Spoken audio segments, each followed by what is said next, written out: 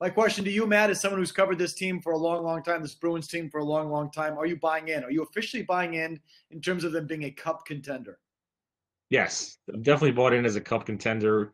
Whether or not they're good enough to win it is another story, but they're clearly one of the 4 or 5 elite teams in this league. And it took me a while. I mean, you might not believe it, but I was kept waiting for the other shoe to drop, for the young kids to kind of come down to earth, and it just never happens. Do you think that they're a cup contender based on their talent or just the way that they're playing? Well, based on their talent, based on the way they're playing, and the way the league is shaping out. I mean, you have a lot of teams that kind of are pretenders, teams that play. There are teams like Edmonton and Ottawa that we thought were going to be contenders that are completely out of their thing. So a lot of it has opened up, and you see how they play against some of the better teams in the league, say like Toronto.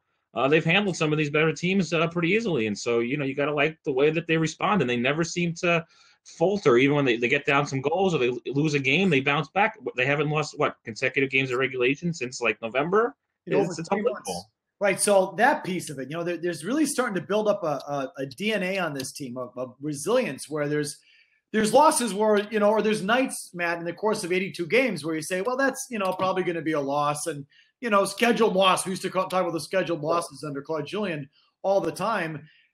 And they just don't seem to have them. It feels like they bounce back in every situation, which I think would bode well in the postseason, where you suffer a tough loss or two and there's a bounce back factor. If that carries into the postseason, then I guess they are legit.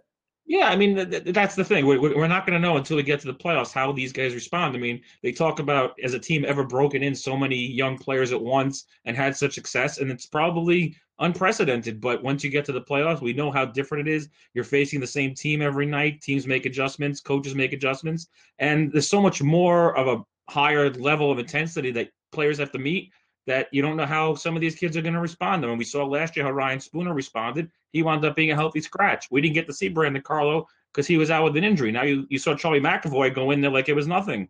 We don't know what the rest of these guys are going to do. DeBrus, Kynan, Grizzlick, what are these kids going to do in the postseason?